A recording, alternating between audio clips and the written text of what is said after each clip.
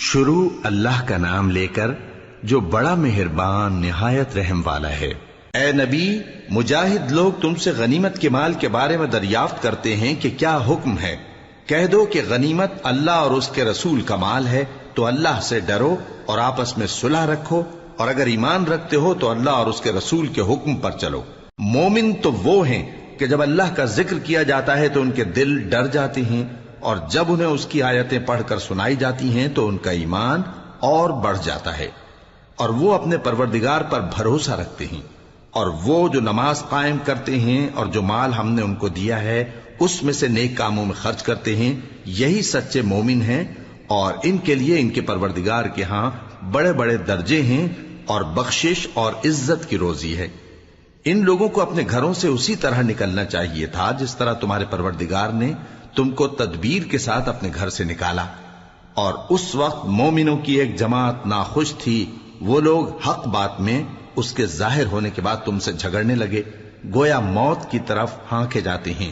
اور اسے دیکھ رہے۔ اور اس وقت کو یاد کرو جب اللہ تم سے وعدہ کرتا تھا کہ ابو سفیان اور ابو جہل کے 2 گروہوں میں سے ایک گروہ تمہارے لیے مغلوب ہو جائے گا، اور تم چاہتے تھے کہ جو قافلہ بے شان و شوکت یعنی بے ہتھیار ہے وہ تمہارے ہاتھ آ جائے، اور اللہ چاہتا تھا کہ اپنے فرمان سے حق کو قائم رکھے اور کافروں کی جڑ کاٹ دے، تاکہ سچ کو سچ اور جھوٹ کو جھوٹ کر دے، گو مشرک ناخوش ہی ہوں۔ جب تم لوگ اپنے پروردگار سے فریاد کرتے تھے تو اس نے تمہاری دعا قبول کر لی، اور فرمایا کہ تسلی رکھو، ہم 1000 فرشتوں سے جو ایک دوسرے کے پیچھے آتے جائیں گے تمہاری مدد کریں گے۔ اور اس مدد کو اللہ نے محض بشارت بنایا تھا کہ تمہارے دل اس سے اطمینان حاصل کرے، اور مدد تو اللہ ہی کی طرف سے ہے، بے شک اللہ غالب ہے، حکمت والا ہے۔ جب اس نے تمہاری تسکین کے لیے اپنی طرف سے تمہیں نیند کی چادر اڑھا دی اور تم پر آسمان سے پانی برسا دیا تاکہ تم کو اس سے نہلا کر پاک کر دے اور شیطانی نجاست کو تم سے دور کر دے، اور اس لیے بھی کہ تمہارے دلوں کو مضبوط کر دے اور اس سے تمہارے پاؤں جمائے رکھے۔ جب تمہارا پروردگار فرشتوں کو ارشاد فرماتا تھا کہ میں تمہارے ساتھ ہوں، تم مومنوں کو تسلی دو کہ ثابت قدم رہیں، میں ابھی کافروں کے دلوں میں رعب و ہیبت ڈالے دیتا ہوں، سو ان کی گردنیں اڑا دو اور ان کی پور پور توڑ دو۔ یہ سزا اس لیے دی گئی کہ انہوں نے اللہ اور اس کے رسول کی مخالفت کی، اور جو شخص اللہ اور اس کے رسول کی مخالفت کرتا ہے تو اللہ بھی سخت عذاب دینے والا ہے۔ یہ مزہ تو یہاں چکھو، اور یہ سمجھ لو کہ کافروں کے لیے آخرت میں دوزخ کا عذاب بھی تیار ہے۔ اے اہل ایمان، جب میدان جنگ میں کفار سے تمہارا مقابلہ ہو تو ان سے پیٹھ نہ پھیرنا، اور جو شخص جنگ کے روز اس صورت کے سوا کہ لڑائی کے لیے کنارے کنارے چلے یعنی حکمت عملی سے دشمن کو مارے یا اپنی فوج میں جا ملنا چاہے، ان سے پیٹھ پھیرے گا تو سمجھو کہ وہ اللہ کے غضب میں گرفتار ہو گیا، اور اس کا ٹھکانہ دوزخ ہے، اور وہ بہت ہی بری جگہ ہے۔ پس تم لوگوں نے ان کفار کو قتل نہیں کیا بلکہ اللہ نے انہیں قتل کیا، اور اے نبی، جس وقت تم نے کنکریاں پھینکی تھیں تو وہ تم نے نہیں پھینکی تھی بلکہ اللہ نے پھینکی تھی۔ اس سے غرض یہ تھی کہ مومنوں کو اپنے احسانوں سے اچھی طرح آزما لے، بے شک اللہ سنتا ہے، جانتا ہے۔ ہوا بھی یوں ہی، اور کچھ شک نہیں کہ اللہ کافروں کی تدبیر کو کمزور کر دینے والا ہے۔ کافروں، اگر تم فیصلہ چاہتے ہو تو تمہارے پاس فیصلہ آ چکا، اگر تم اپنے افعال سے باز آ جاؤ تو تمہارے حق میں بہتر ہے، اور اگر پھر نافرمانی کرو گے تو ہم بھی پھر تمہیں عذاب کریں گے، اور تمہاری جماعت خواہ کتنی ہی بڑی ہو تمہارے کچھ بھی کام نہ آئے گی، اور اللہ تو مومنوں کے ساتھ ہے۔ اے ایمان والو، اللہ اور اس کے رسول کے حکم پر چلو اور اس سے روگردانی نہ کرو جبکہ تم سنتے بھی ہو، اور ان لوگوں جیسے نہ ہونا جو کہتے ہیں کہ ہم نے سن لیا مگر حقیقت میں نہیں سنتے۔ کچھ شک نہیں کہ اللہ کے نزدیک تمام جانداروں میں بدترین وہ بہرے گونگے لوگ ہیں جو عقل سے کام نہیں لیتے، اور اگر اللہ ان میں خیر کی طلب دیکھتا تو ان کو سننے کی توفیق بخشتا، اور اگر یوں ہی انہیں سنوا دیتا تو وہ منہ پھیر کر بھاگ جاتے۔ مومنوں، اللہ اور اس کے رسول کا حکم قبول کرو، جبکہ رسول تمہیں ایسے کام کے لیے بلاتے ہیں جو تم کو زندگی جاوداں بخشتا ہے، اور جان رکھو کہ اللہ آدمی اور اس کے دل کے درمیان حائل ہو جاتا ہے، اور یہ بھی کہ تم سب اس کے روبرو جمع کیے جاؤ گے۔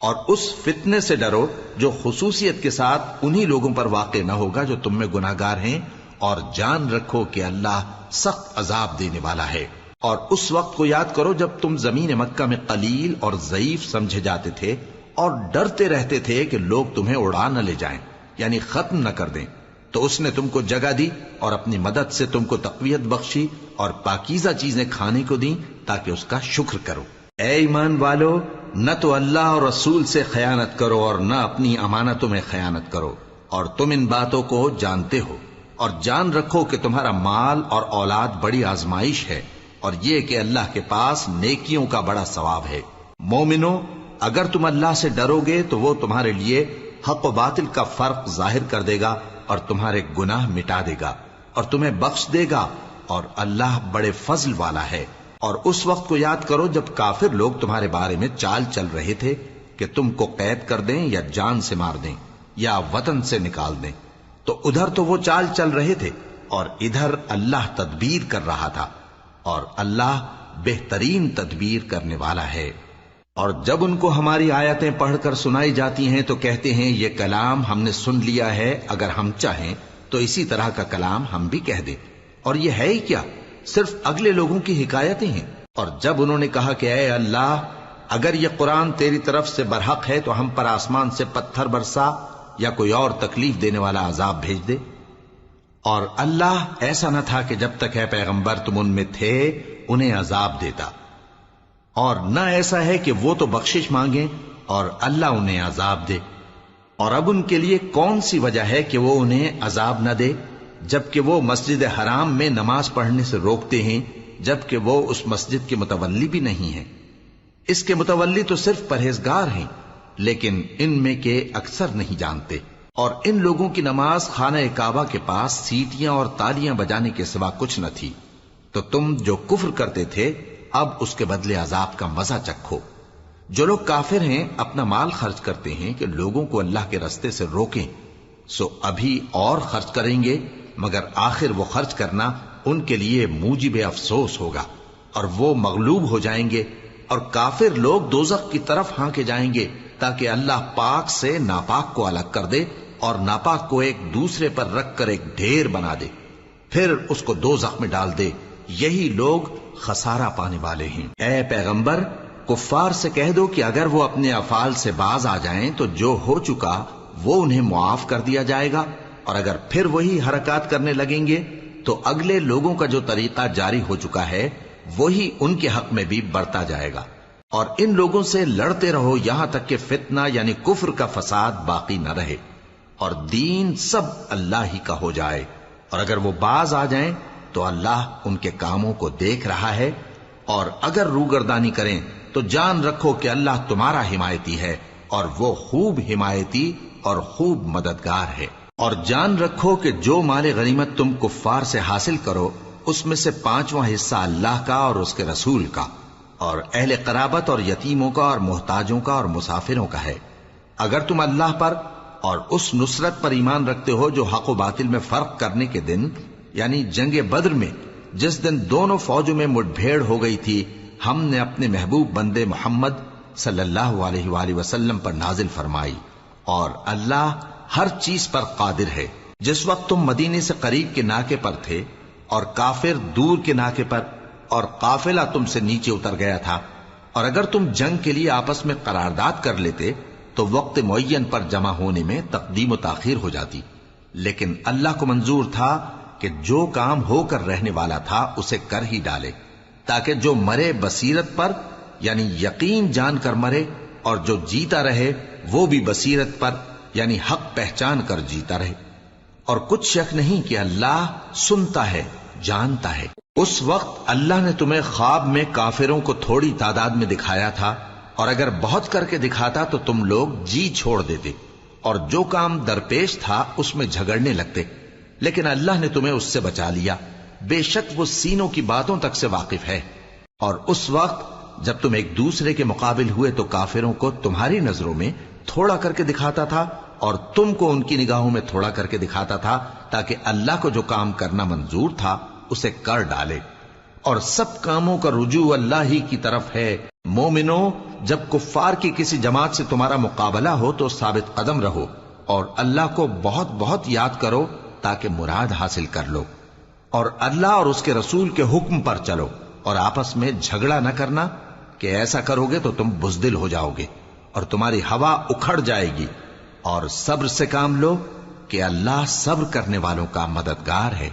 اور ان لوگوں جیسے نہ ہونا جو اتراتے ہوئے یعنی حق کا مقابلہ کرنے کے لیے اور لوگوں کو دکھانے کے لیے گھروں سے نکل آئے اور لوگوں کو اللہ کی راہ سے روکتے ہیں، اور جو اعمال یہ کرتے ہیں اللہ ان کا احاطہ کیے ہوئے ہے۔ اور جب شیطان نے ان کے اعمال ان کو آراستہ کر دکھائے اور کہا کہ آج کے دن لوگوں میں سے کوئی تم پر غالب نہ ہوگا اور میں تمہارا رفیق ہوں، لیکن جب دونوں فوجیں ایک دوسرے کے مقابل صف آرا ہوئیں تو پسپا ہو کر چل دیا اور کہنے لگا کہ مجھے تم سے کوئی واسطہ نہیں، میں تو ایسی چیزیں دیکھ رہا ہوں جو تم نہیں دیکھ سکتے،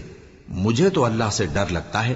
اور اللہ سخت عذاب کرنے والا ہے۔ اس وقت منافق اور کافر جن کے دلوں میں بیماری تھی کہتے تھے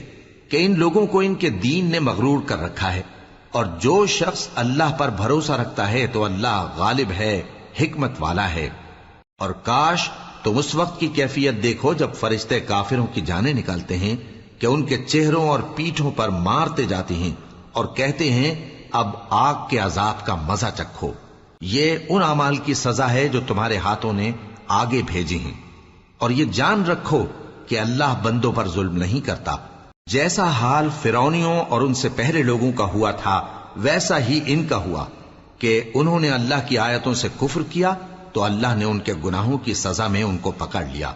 بے شک اللہ زبردست ہے، سخت عذاب دینے والا ہے۔ یہ اس لیے کہ جو نعمت اللہ کسی قوم کو دیا کرتا ہے جب تک وہ خود اپنے دلوں کی حالت نہ بدل ڈالیں اللہ اسے نہیں بدلا کرتا، اور اس لیے کہ اللہ سنتا جانتا ہے۔ جیسا حال فرعونیوں اور ان سے پہلے لوگوں کا ہوا تھا ویسا ہی ان کا ہوا۔ انہوں نے اپنے پروردگار کی آیتوں کو جھٹلایا تو ہم نے ان کو ان کے گناہوں کے سبب ہلاک کر ڈالا اور فرعونیوں کو ڈبو دیا، اور وہ سب ظالم تھے۔ جانداروں میں سب سے بدتر اللہ کے نزدیک وہ لوگ ہیں جو کافر ہیں، سو وہ ایمان نہیں لاتے۔ جن لوگوں سے تم نے صلح کا عہد کیا ہے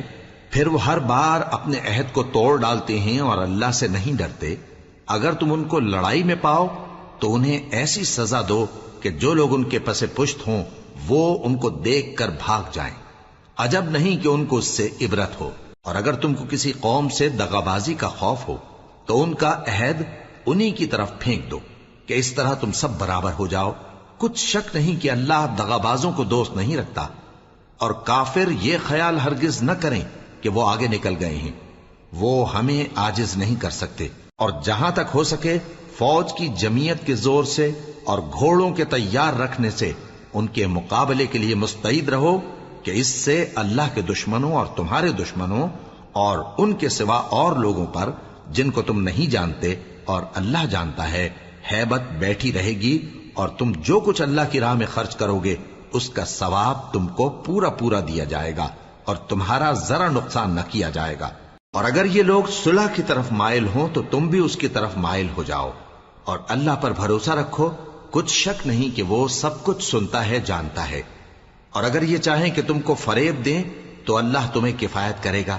وہی تو ہے جس نے تم کو اپنی مدد سے اور مسلمانوں کی جمعیت سے تقویت بخشی اور ان کے دلوں میں الفت پیدا کر دی، اور اگر تم دنیا بھر کی دولت خرچ کرتے تب بھی ان کے دلوں میں الفت پیدا نہ کر سکتے، مگر اللہ ہی نے ان میں الفت ڈال دی، بے شک وہ زبردست ہے، حکمت والا ہے۔ اے نبی، اللہ تم کو اور مومنوں کو جو تمہارے پیرو ہیں کافی ہے۔ اے نبی، مسلمانوں کو جہاد کی ترغیب دو۔ اگر تم میں 20 آدمی ثابت قدم رہنے والے ہوں گے تو 200 کافروں پر غالب رہیں گے، اور اگر 100 ایسے ہوں گے تو 1000 پر غالب رہیں گے، اس لیے کہ کافر ایسے لوگ ہیں کہ کچھ بھی سمجھ نہیں رکھتے۔ اب اللہ نے تم پر سے بوجھ ہلکا کر دیا اور معلوم کر لیا کہ ابھی تم میں کسی قدر کمزوری ہے، پس اگر تم میں 100 ثابت قدم رہنے والے ہوں گے تو وہ 200 پر غالب رہیں گے، اور اگر 1000 ہوں گے تو اللہ کے حکم سے 2000 پر غالب رہیں گے، اور اللہ ثابت قدم رہنے والوں کا مددگار ہے۔ پیغمبر کو شایع نہیں کہ اس کے قبضے میں قیدی رہیں جب تک کافروں کو قتل کر کے زمین میں کثرت سے خون نہ بہا دے۔ تم لوگ دنیا کے مال کے طالب ہو اور اللہ آخرت کی بھلائی چاہتا ہے، اور اللہ غالب ہے، حکمت والا ہے۔ اگر اللہ کا حکم پہلے نہ ہو چکا ہوتا تو جو فدیہ تم نے لیا ہے اس کے بدلے تم پر بڑا عذاب نازل ہوتا۔ اب جو مال غنیمت تمہیں ملا ہے اسے کھاؤ کہ وہ تمہارے لیے حلال طیب ہے، اور اللہ سے ڈرتے رہو، بے شک اللہ بخشنے والا ہے، مہربان ہے۔ اے پیغمبر، جو قیدی تمہارے قبضے میں یعنی گرفتار ہیں ان سے کہہ دو کہ اگر اللہ تمہارے دلوں میں نیکی معلوم کرے گا تو جو مال تم سے چھن گیا ہے اس سے بہتر تمہیں عنایت فرمائے گا اور تمہارے گناہ بھی معاف کر دے گا، اور اللہ بخشنے والا ہے، مہربان ہے۔ اور اگر یہ لوگ تم سے دغا کرنا چاہیں گے تو یہ پہلے ہی اللہ سے دغا کر چکے ہیں، تو اس نے ان کو تمہارے قبضے میں کر دیا، اور اللہ دانا ہے، حکمت والا ہے۔ جو لوگ ایمان لائے اور جنہوں نے ہجرت کی اور اللہ کی راہ میں اپنے مال اور جان سے لڑے، وہ اور جنہوں نے ہجرت کرنے والوں کو جگہ دی اور ان کی مدد کی، وہ آپس میں ایک دوسرے کے رفیق ہیں۔ اور جو لوگ ایمان تو لے آئے لیکن ہجرت نہیں کی، تو جب تک وہ ہجرت نہ کریں تم کو ان کی رفاقت سے کچھ سروکار نہیں۔ اور اگر وہ تم سے دین کے معاملات میں مدد طلب کریں تو تم کو مدد کرنی لازم ہے، مگر ان لوگوں کے مقابلے میں کہ تم میں اور ان میں صلح کا عہد ہو مدد نہیں کرنی چاہیے، اور اللہ تمہارے سب کاموں کو دیکھ رہا ہے۔ اور جو لوگ کافر ہیں وہ بھی ایک دوسرے کے رفیق ہیں۔ تو مومنو، اگر تم یہ کام نہ کرو گے تو ملک میں فتنہ برپا ہو جائے گا اور بڑا فساد مچے گا۔ اور جو لوگ ایمان لائے اور وطن سے ہجرت کر گئے اور اللہ کی راہ میں جہاد کرتے رہے، اور جنہوں نے ہجرت کرنے والوں کو جگہ دی اور ان کی مدد کی، یہی لوگ سچے مسلمان ہیں۔ ان کے لیے اللہ کے ہاں بخشش اور عزت کی روزی ہے۔ اور جو لوگ بعد میں ایمان لائے اور وطن سے ہجرت کر گئے اور تمہارے ساتھ ہو کر جہاد کرتے رہے، وہ بھی تمہیں میں سے ہیں۔ اور رشتہ دار اللہ کے حکم کی روح سے ایک دوسرے کے زیادہ حقدار ہیں، کچھ شک نہیں کہ اللہ ہر چیز سے واقف ہے۔